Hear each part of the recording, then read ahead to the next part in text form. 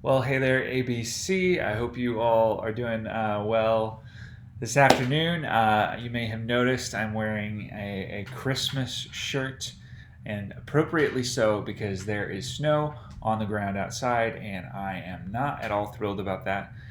So anyway, I figured I would at least try to make some light of the situation. So anyway, today we are finishing up just looking at Jesus as he takes his disciples back through the Old Testament, shows them how the Christ can be found in the Scriptures, and finally, I imagine he gets through all of this because.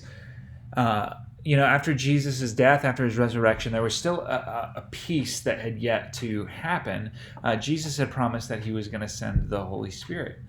And so I can imagine Jesus talking with these disciples and saying, so listen, the scriptures pointed to all of these things being fulfilled. A death, a resurrection, a sacrifice, these kinds of things would take place for the Christ. But then something is coming along with the Christ. You see, there's this day called the Day of the Lord in the Old Testament. The Day of the Lord was the day of God's judgment. Somehow Christ, when he talked about the Day of the Lord, he was connecting it to his crucifixion or resurrection, but also to his second coming. And so there's this like period of time that we're in between birth and crucifixion and resurrection and Jesus' second coming. And Jesus has said several times, I'm going to give my spirit during this time.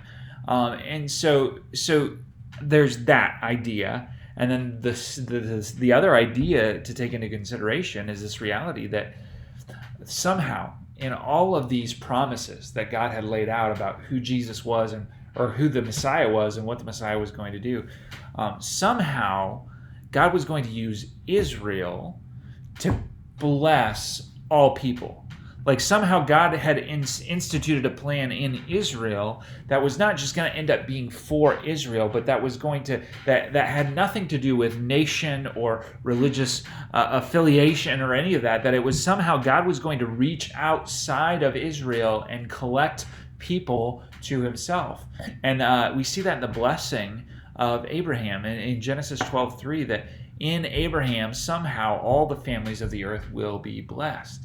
And so I imagine Jesus taking this idea and taking the idea of God's Spirit being poured out. And in Joel chapter 22, verse 28, this is what it says. It says, after Israel and after I make myself known to Israel, he said, afterward, what I'm going to do is I'm actually going to pour out my Spirit on all people.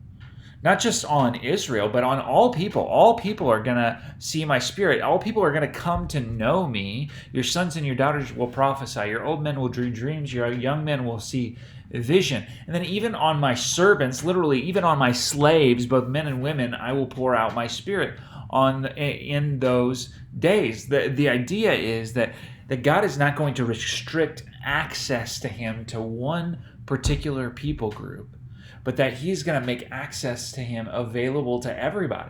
And so this is the promise that is given. And I can imagine Jesus, as He's talking to these disciples, He goes and he's laying out for them these scriptures. And then He said, this one you're still waiting to be fulfilled, but wait a few days. This one's going to take place. The Holy Spirit's going to come, and then you're going to start to see other people. You're going to start to see Gentiles. You're going to start to see other nations come in, and then you're actually going to start to see this thing expand beyond Jerusalem and beyond Israel. It's going to become much bigger than you could ever have imagined Israel as a nation being. And so he says these things, and he gives this promise to these disciples, and he says, so just wait. Just wait, and in a few days this is going to take place. And so anyway, the encouragement today is that access to God, the ability to approach God, the ability to have a relationship with Him, it is not restricted to just one kind of people. It is actually available to all people, which means that your neighbor across the street, it's available to them. The neighbor in your backyard, across your backyard, who might not look like you, it's available to them. Your coworker, it's available to them. Like all people. This is not restricted to people who only have like a certain amount of theological understanding, or who are of a certain social status, or who are even of a certain Nation, the idea is that every single kind of person, every tribe, tongue, and nation, that access to God is available to them because of what Jesus accomplished. Because Jesus actually tore the veil, that he actually opened access to God to all people, and it's actually able. People have the ability now to have the Holy Spirit live inside of them, to have a relationship with God regardless of their background. And that's the promise that we have today. That's the promise that we get to see carried out in Revelation when we see all tribes and tongues and nations gathered around the throne of Jesus and singing, "Worthy is the Lamb who was slain," because this is what he accomplished for us.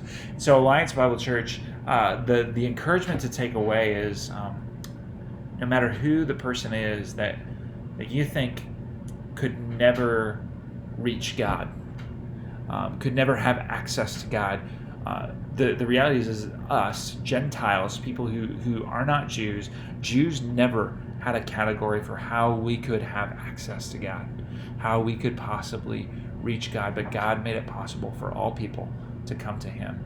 Your neighbor across the street, your coworker, whoever it might be.